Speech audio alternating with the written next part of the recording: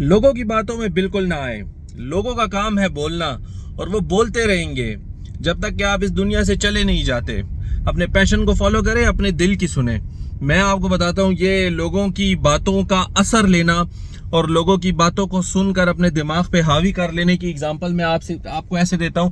جیسے کشتی سمندر میں جا رہی ہوتی ہے نا, کشتی سمندر میں جا رہی ہوتی ہے. جب وہ جا رہی ہوتی ہے تو اس کا کام یہ ہوتا ہے کہ باہر کا جو پانی ہے وہ اس کے اندر نہ آئے, باہر کا پانی اس کے اندر نہ آئے. جب باہر کا پانی اس کے اندر آتا ہے تو کشتی ڈوب جاتی ہے. کشتی کا مین مقصد اپنی منزل پہ پہنچنے کے ساتھ ساتھ یہ بھی ہوتا ہے کہ باہر کا پانی اندر نہ آئے. اگر باہر کا پانی اندر آئے گا تو کشتی ڈوب جائے گی. اسی طرح آپ کی زندگی میں لوگوں نے جو انفلوئنس کریٹ کیا ہے اپنی باتیں کر کر کے, اگر آپ ان کی باتوں کا اثر لیں گے تو آپ کی کشتی بھی ڈوب جائے گی اور آپ اپنے پیشن تک نہیں پہنچ سکیں گے. بہت سارے لوگ ہیں. میں آپ کو اشفاق احمد صاحب کا ایک واقعہ سناتا ہوں جو انہوں نے ہم لوگوں کو سنایا. اگر فرضی واقعہ بھی ہوا, ریئلٹی نہ بھی ہوئی, تو اشفاق احمد صاحب ہیں, اچھی بات کرتے ہیں ہمیشہ. انہوں نے ایک بات کی تھی. انہوں نے کہا تھا کہ ایک دفعہ ایک علاقے میں ایک بندہ رہتا تھا, تو اس نے ایک گھوڑا پالا, بچپن سے پال کے اس کو بڑا کیا, اور وہ بڑا خوبصورت قسم کا گھوڑا تھا, بہت اچھی نسل کا اور بڑا خوبصورت گھوڑا تھا. بادشاہ جو تھا اس علاقے کا, وہ وہاں پر واک پہ نکلا تو اس کی نظر اس گھوڑے پہ پڑ گئی. وہ بندہ اپنے گھوڑے کو جو ہے تو سیر کروا رہا تھا, تو بادشاہ نے اپنے وزیر کو بھیجا, یار یہ ایک عام سا بندہ ہے, میں اس سے جا کے کیا بات کروں گا, تو ایسا کر اس کے پاس جا اور اس کو منہ مانگی قیمت دے کرنا اس سے یہ گھوڑا خرید کے لے آ. وزیر آتا ہے, وزیر آ کے اس کو کہتا ہے یار یہ گھوڑا جو ہے نا بادشاہ کو چاہیے, تو یہ گھوڑا بادشاہ کو بھی بیچ دے, تجھے بڑا فائدہ ہو جائے گا. تو اس نے آگے سے کہا نہیں یار, میں اپنی پالی ہوئی چیز ہے, میں نے بڑے پیار سے پالا ہے, تو چاہے مجھے اس کی جتنی قیمت ملے میں نے یہ جو ہے نا نہیں دینا, کسی قیمت پہ بھی نہیں بیچنا. وہ وزیر بڑا حیران ہوا. اس نے آ کے بادشاہ کو کہا یار بات یہ ہے کہ وہ تو نہیں دے رہا ہے. تو بادشاہ نے کہا میں خود جاتا ہوں. گھوڑا بہت خوبصورت تھا نا, تو بادشاہ جو ہے نا وہ اس کے پاس گیا اور اس کو جا کے کہا یار میں تجھے جو ہے نا جتنے پیسے تو کہتا دیتا ہوں, یہ گھوڑا مجھے دے دے. اب آس پاس کے لوگوں کو پتہ لگ گیا, لوگ بھی اکٹھے ہو گئے. لوگوں نے کہا یار تیرا دماغ خراب ہے, ایک گھوڑا ہے, دوبارہ نیا گھوڑا لے اور پال لے. اس نے کہا نہیں یار اللہ خیر کرے گا, میں نے یہ گھوڑا بچپن سے پالا ہوا ہے, میں نہیں دیتا بادشاہ کو. بادشاہ نے لوگوں کو انوالو کیا. بادشاہ نے اس کو کہا میں تجھے آدھی سلطنت دیتا ہوں. بندے نے نہیں مانا. اس نے کہا میں کسی کی بات نہیں مانتا یار, یہ گھوڑا میں نے بچپن سے پالا ہے, یہ اپنی موت مرے گا, میرے پاس مرے گا, میں کسی کو نہیں دیتا, اللہ خیر کرے گا.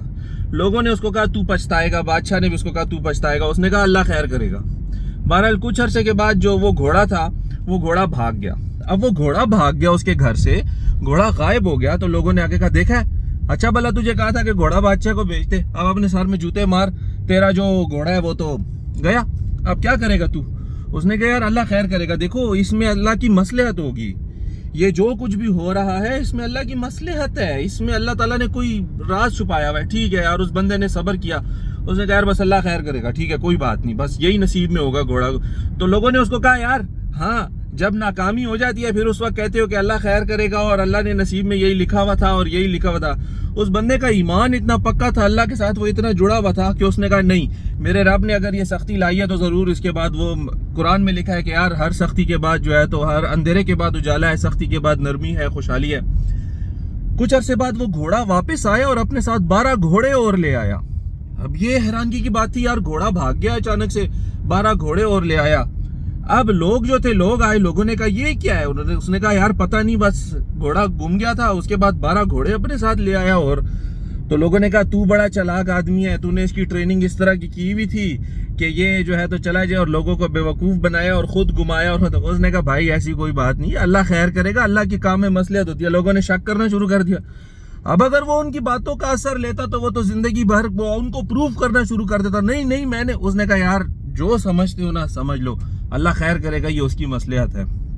اچھا جی, پھر اس کے بعد کیا ہوا, پھر اس کے بعد اسی گھوڑے کے اوپر اس کا بچہ جو تھا نا وہ رائڈنگ کر رہا تھا, بچہ گرا, بچے کی ٹانگ فریکچر ہو گئی اور اس کو پلسٹر لگ گیا. لوگوں نے آگے کہا اب بول, بچہ ہی تیرا جو ہے تو تجھ سے چھین گیا, یہ دیکھ ذرا تیرے بچے کی جو ٹانگ ہے وہ ٹوٹ گئی ہے اسی گھوڑے کی منحوس کی وجہ سے.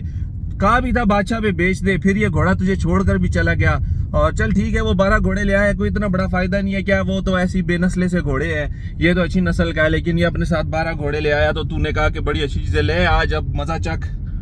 اس نے کہا یار بات اس طرح ہے نا کہ اللہ خیر کرے گا, خدا کے لیے مجھے معاف کرو, میں اللہ کے ساتھ ریلیٹڈ ہوں اور اس کے ہر کام میں بہتری ہوتی ہے, اس کے ہر کام میں مصلحت ہوتی ہے. یار تم لوگ کیوں میرا دماغ کھا رہے ہو؟ بس ٹھیک ہے, کوئی بات نہیں, تم لوگ اپنی تھنکنگ اپنے پاس رکھو, میں اپنی تھنکنگ اپنے پاس رکھتا ہوں, اللہ خیر کرے گا. کچھ عرصے کے بعد اس علاقے میں کیا ہوا, جنگ چھڑ گئی. تو اس علاقے کا یہ اصول تھا کہ جتنے بھی نوجوان تھے وہ سارے اس کے اندر جاتے تھے. اب اس کے نوجوان کی تو ٹانگ دکھی ہوئی تھی, ٹانگ فریکچر تھی, پلسٹر لگا ہوا تھا. اس کے نوجوان کو چھوڑ کے علاقے کے تمام نوجوانوں کو وہ لے گئے اور جنگ میں شامل کر دیا. اب اس نے کہا یا اللہ تیرا شکر ہے کہ میرا بیٹا جو ہے وہ میرے سامنے ہی ہے, اور باقی سب کے چلے گئے. تو وہ کہنے لگے لوگ آ کے اس کو, اچھا تو تو نے جان بوجھ کے اپنے بچے کو گھوڑے سے گروانے کا جو ہے تو وہ ڈرامہ کیا تھا کہ جب یہ موقع آئے تو یہ تجھے پتا تھا کہ یہ آگے جنگ آئے گی اور اس طرح ہوگا اور اس طرح ہوگا. اس نے کہا نہیں یار, میں تم لوگ کی باتوں کا اثر نہیں لیتا, اللہ خیر کرے گا, اللہ جو کر رہا ہے وہ خیر کرے گا.